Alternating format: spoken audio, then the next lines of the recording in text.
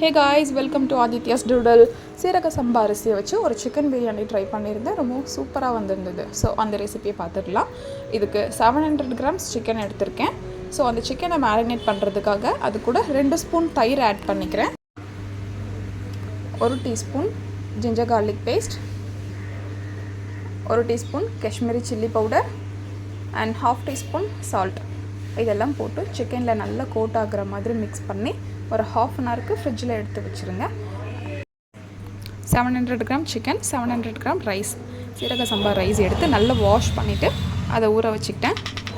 இந்த பிரியாணிக்கு வெங்காயம் அதிகமாக போட்டு தக்காளி கம்மியாக போட்டு பண்ணும்போது டேஸ்ட் ரொம்ப நல்லாயிருக்கும். ஸோ நான் 400 கிராம்ஸ் ஆனியன் எடுத்திருக்கேன். பெரிய சைஸ் வெங்காயம் ஒரு 4 வெங்காயம் எடுத்து நல்லா ஸ்லைஸாக கட் பண்ணி வச்சுக்கிட்டேன். அண்ட் 2 தக்காளி அதை எடுத்து ரஃபாக கட் பண்ணி வச்சுக்கிட்டேன்.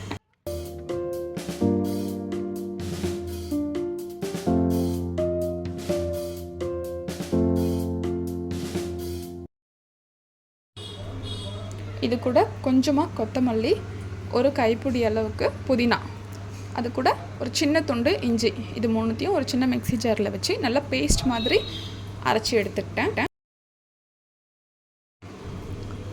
ஒரு பெரிய குக்கரில் 200 ml ஆயில் சேர்த்துக்கிட்டேன். அண்ட் அது கூட ஹோல் ஸ்பைசஸ் ஆட் பண்ணிக்கோங்க. ஆட் பண்ணிவிட்டு கட் பண்ணி வச்ச ஆனியன்ஸ் எல்லாத்தையும் போட்டு நல்லா சாட்டே பண்ணிக்கலாம். எப்போவுமே பிரியாணி பண்ணும்போது ஆனியன் நல்லா ப்ரௌன் கலராக வர வரைக்கும் நம்ம அதை வதக்கிட்டு இருக்கணும். அப்போ தான் டேஸ்ட் நல்லாயிருக்கும். இது கூட கொஞ்சமாக சால்ட் ஆட் பண்ணிக்கிறேன். ஸோ ஆனியன் சீக்கிரமாக வதங்கும், அதனால் சால்ட் ஆட் பண்ணி அதை நல்லா வதக்கி எடுத்துக்கலாம். ஆனியன் நல்லா ப்ரௌன் ஆனதும் 4 பச்சை மிளகாய், கட் பண்ணி வச்ச தக்காளி இதையும் போட்டு நல்லா வதக்கிக்கலாம். உங்களுக்கு பிரியாணி நல்லா காரமாக வேணும்னா நீங்கள் பச்சை மிளகாவை கீரி போட்டுக்கோங்க. நான் அப்படியே தான் போட்டிருக்கேன். தக்காளி நல்லா மேஷ் ஆகி அதுலேருந்து ஆயில் செப்பரேட் ஆகிற வரைக்கும் நல்லா வதக்கி எடுத்துக்கலாம்.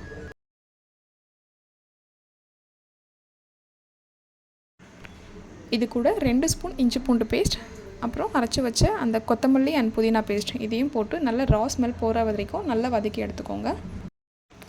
யூஸ்வலாக கொத்தமல்லி புதினாவை அப்படியே போட்டு வதக்கி பிரியாணி பண்ணுறதை விட அதை நல்லா பேஸ்ட் மாதிரி அரைச்சி அதை ஆட் பண்ணி பிரியாணி செஞ்சு பாருங்கள். நல்ல ஃப்ளேவர்ஃபுல்லாக டேஸ்ட்டாக இருக்கும். இதே மெத்தடை மட்டன் பிரியாணிக்கு கூட யூஸ் பண்ணிக்கலாம் நம்ம.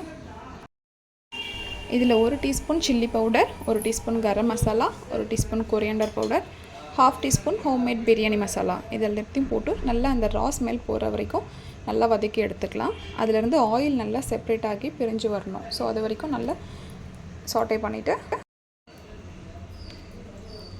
இப்போ இது கூட தயிர் ஆட் பண்ணிக்கலாம். நான் ஆல்ரெடி சிக்கனில் மேரினேட் பண்ணுறதுக்கு 2 ஸ்பூன் யூஸ் பண்ணியிருந்தேன். ஸோ இதில் 2 ஸ்பூன் தயிர் ஆட் பண்ணிக்கிறேன். தயிர் ஆட் பண்ணி நல்லா அதை மிக்ஸ் பண்ணிக்கலாம். அடி பிடிக்கக்கூடாது.